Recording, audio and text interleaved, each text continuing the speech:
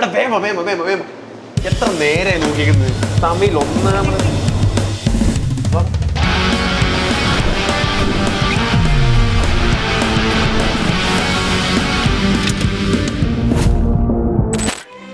പണ്ടായിരുന്നു petrol അടിച്ചില്ല start ആവുന്നില്ല self മറക്കാവത്തില്ല ഞാൻ എല്ലാം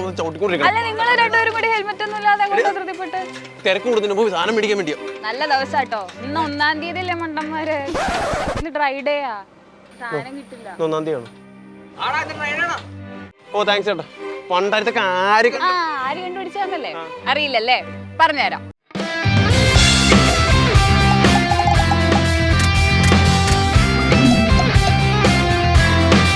ഡ്രൈ ഡേയിൽ ഒരു തുള്ളി മദ്യം പോലും കിട്ടില്ലെന്ന് നമുക്ക് എല്ലാവർക്കും അറിയാം. എന്നാൽ എന്താണ് ഈ ഡ്രൈ ഡേ എന്ന് എത്ര പേർക്ക് അറിയാം? എങ്ങനെയാണ് ഡ്രൈ ഡേ വന്നത്? കേരളത്തിൽ എങ്ങനെ എല്ലാ മാസവും 1-ാം തീയതി ഡ്രൈ ഡേ ആയി? നമുക്ക് നോക്കാം. രാജ്യത്ത് മദ്യവിൽപ്പന ഇല്ലാത്ത ദിവസത്തെയാണ് ഡ്രൈ ഡേ എന്ന് വിളിക്കുന്നത്. ഓരോ 3 മാസം കൂടുമ്പോഴും ഡ്രൈ ഡേകളുടെ പട്ടിക സർക്കാർ പുറത്തുവിടാറുണ്ട്. ഈ ദിവസങ്ങളിൽ രാജ്യത്തുടനീളം മദ്യവിൽപ്പന നിരോധിക്കും. കടകളിലും ബാറുകളിലും ക്ലബ്ബുകളിലും മറ്റ് സ്ഥലങ്ങളിലും ഒന്നും മദ്യവിൽപ്പന ഉണ്ടാവില്ല. അതായത് ഡ്രൈ ഡേയിൽ മദ്യവിൽപ്പന പൂർണ്ണമായും നിരോധിച്ചിരിക്കുന്നു എന്നർത്ഥം. നമ്മുടെ നാട്ടിൽ എല്ലാ മാസവും 1-ാം തീയതി ഡ്രൈ ഡേ ആയി എന്നതിന് പിന്നിൽ രസകരമായൊരു കഥയുണ്ട്. ശമ്പള ദിവസം ആളുകൾ അമിതമായി മദ്യം വാങ്ങുന്നത് തടയാനാണ് ഇങ്ങനെ ഒരു രീതി സർക്കാർ നടപ്പിലാക്കിയത്. ഇംഗ്ലീഷ് മാസം 1-ാം തീയതിയാണ് സർക്കാർ ശമ്പളം നൽകുന്നത്. 1-ാം തീയതി ശമ്പളം വാങ്ങുന്നവർ അന്നേ ദിവസം മദ്യത്തിനായി ഏറെ പണം ചെലവഴിക്കുന്നു എന്ന കണ്ടെത്തലിന്റെ അടിസ്ഥാനത്തിലാണ് 2003-2004 മദ്യനയത്തിന്റെ ഭാഗമായി എല്ലാ മാസവും 1-ാം തീയതി ഡ്രൈ ഡേ നടപ്പിലാക്കാൻ സർക്കാർ തീരുമാനിച്ചത്. A.K. ആന്റണി ആയിരുന്നു അന്ന് മുഖ്യമന്ത്രി.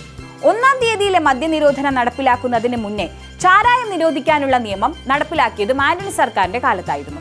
1996 ഏപ്രിൽ 1-നാണ് കേരളത്തിൽ ചാരായം നിരോധിച്ചത്. എന്നാൽ ചാരായം നിരോധിച്ചതോടെ വിലയേറിയ മദ്യങ്ങളിലേക്ക് മലയാളികളുടെ കണ്ണുടക്കി. കിട്ടുന്ന ശമ്പളം ആദ്യ ദിനം തന്നെ പൊടിപൊടിക്കുന്നതും പതിവായി. ഇതിനൊരു കടിഞ്ഞാണിടാനാണ് 1-ാം തീയതി മദ്യനിരോധനം നടപ്പിലാക്കിയത്. എന്നിട്ടും മദ്യപാനം കുറഞ്ഞില്ല എന്നതാണ് വസ്തുത. ഈ തീരുമാനത്തെക്കുറിച്ച് ഭിന്നാഭിപ്രായം ഉയർന്നെങ്കിലും പിന്നീട് വന്ന 4 സർക്കാരുകളും ഇതുവരെ അത് മാറ്റാൻ തയ്യാറായില്ല.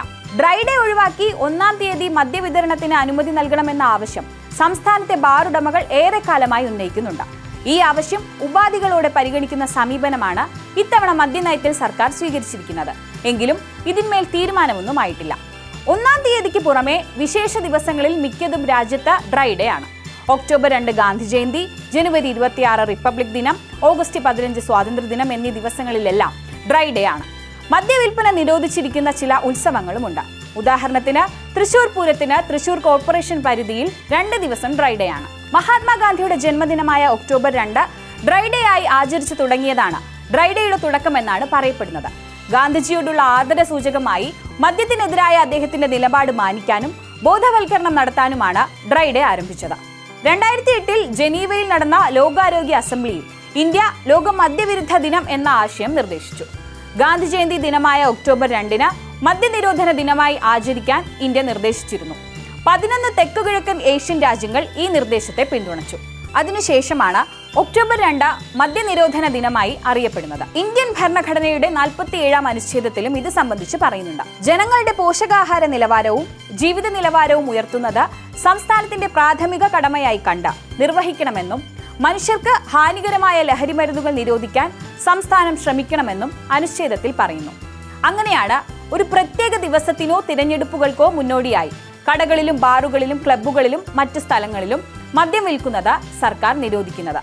മദ്യ ഉപഭോഗം നിയന്ത്രിക്കാൻ സർക്കാരുകൾ ശ്രമിക്കുന്ന നിരവധി മാർഗങ്ങളിലൊന്നാണ് ഡ്രൈ ഡേകൾ. എന്നിരുന്നാലും മദ്യം കഴിക്കണമെന്നുള്ളവർ ഡ്രൈ ഡേയിലും എങ്ങനെയെങ്കിലും മദ്യം സംഘടിപ്പിച്ച് കുടിക്കുമെന്നതാണ് വസ്തുത.